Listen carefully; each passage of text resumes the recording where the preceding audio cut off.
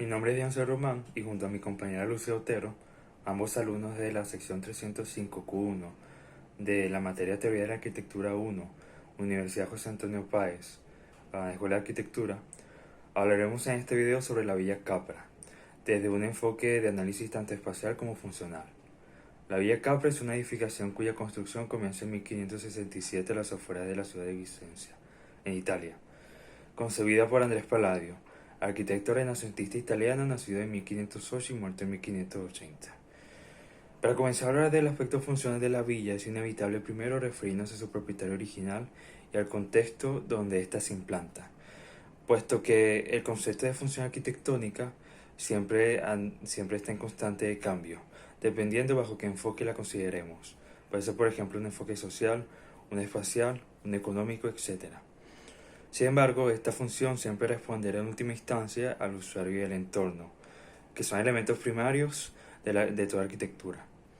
La Villa Capra es una villa de campo planteada para servir como residencia de retiro para el sacerdote, conde y vicario apostólico Paolo Américo, situada a las afueras de la ciudad, en medio de un campo abierto lleno de naturaleza y de carácter rural. Ya establecidos estos aspectos básicos, Palladio se las ingenia para que su edificio cumpla funciones de resolver estos aspectos, precisamente. De primeras, el edificio debe responder a su tipología, que en este caso es la villa, tradicionalmente una casa de campo dedicada a individuos poderosos y pudientes. Palladio establece una distribución de las tres plantas del proyecto que resulta típica en este tipo de edificios de la antigüedad, y esta consiste en una planta inferior o podium dedicada a servicios como cocina y administración, sobre la que se apoya la planta principal o planta noble del edificio, que comprende el conjunto de espacios dedicados a actividades sociales. Y finalmente una planta secundaria dedicada precisamente a actividades secundarias, establecida sobre esta planta principal. Se trata de una distribución que también responde a una función técnica, que es aislar la planta principal de la humedad del suelo, y a una social y simbólica, a jerarquizar con la altura la planta principal y dotarla de las mejores vistas. Resuelto sencillamente este aspecto, hay que mencionar que muy probablemente Palladio quiso plasmar en la arquitectura el impacto que tuvo la religión en la vida de su usuario. Recordemos que Américo fue sacerdote. En este punto tenemos que considerar que la Iglesia considera como algunos de sus pilares fundamentales la humildad, la sencillez. En este punto tenemos que considerar que la Iglesia considera como algunos de sus pilares fundamentales la humildad, la sencillez y la modestia, entre otros muchos. Valores que se corresponden a la necesidad de paz y que demanda un edificio de estas características, un edificio de retiro al fin y al cabo. Responde a la necesidad de materializar estos valores que se suponen plenamente interiorizados en un hombre religioso como Américo, una fachada en conjunto bastante sobria y austera, al menos para los estándares de la época, y más tomando en cuenta el estatus del individuo al que está dedicada la villa. La fachada del cuerpo principal cuenta apenas con ornamento, y este está constituido prácticamente tan solo de los frontones apoyados en ménsulas y monturas laterales e inferiores, que adornan las ventanas de la planta noble, y de los entablementos que separan a esta de las otras plantas. Esta poca decoración, básicamente reducida a su mínima expresión, también cumple la función evidente de diferenciar bastante mejor la planta noble y resaltarla, evidentemente. Pero la exaltación de esta vida piadosa, dedicada a la religión del usuario, no es la única función de los elementos de la Villa Capra, y es que estos también deben responder al estatus social de Américo y al imponente entorno natural de sus alrededores. En este aspecto, los 4 pórticos de la villa son los recursos implementados para resolver esta tarea. Estos son considerablemente más decorados que el resto de la fachada, por lo tanto, como elementos de entrada, brindan la imagen social que debería brindar precisamente la entrada de un edificio de estas características a posibles invitados. También tomemos en cuenta que estos son, por naturaleza, un elemento evidentemente permeable, por lo tanto establecen una función espacial de establecer una relación directa entre exterior e interior, suavizar el acceso al edificio y difuminar esta separación entre el ya dicho interior y el exterior.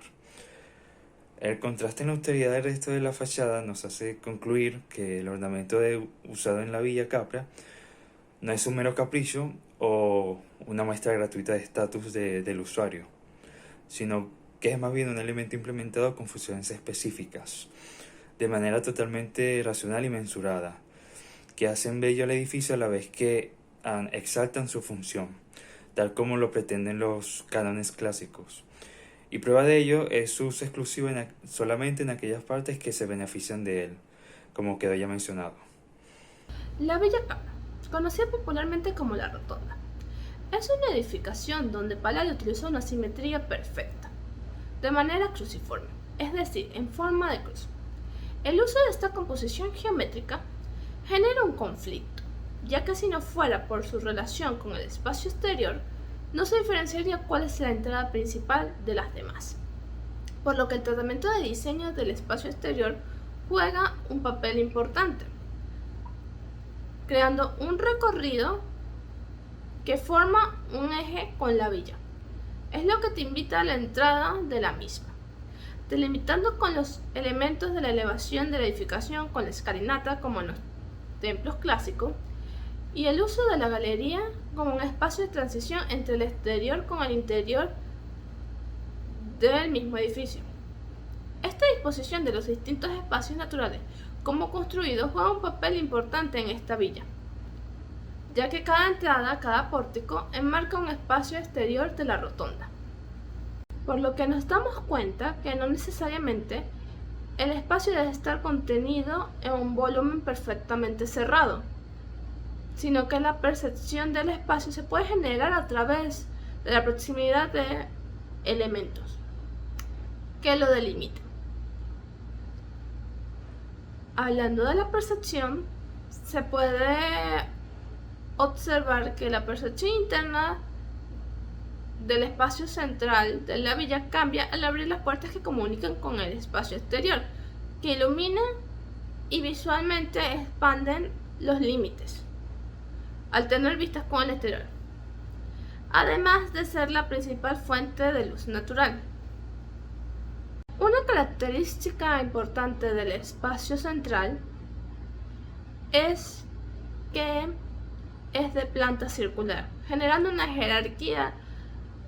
no solamente por su forma, sino que marca la simetría por igual de las cuatro caras del cubo que representa el volumen principal, rematada con los pórticos que enmarcan y abren el edificio a un paisaje que es bello en todas direcciones, reforzando el carácter simétrico del edificio, aún estando desde el interior. Este espacio central crea un área social por excelencia y de reunión que invita a la permanencia. Se trata de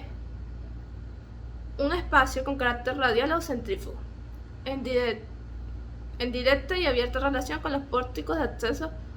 con el entorno, relación que hace pensar en un edificio de función más como mirador o albergue de eventos sociales que en una villa residencial.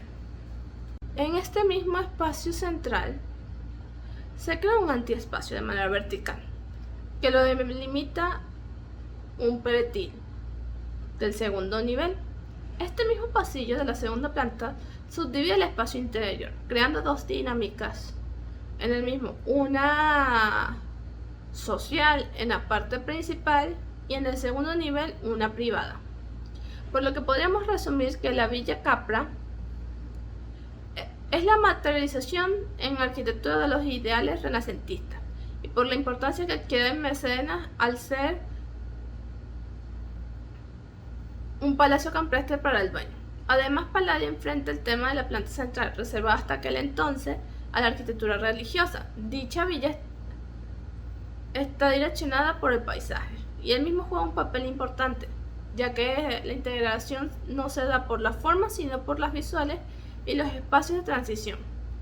convirtiéndose en un icono de la arquitectura renacentista de todos los tiempos.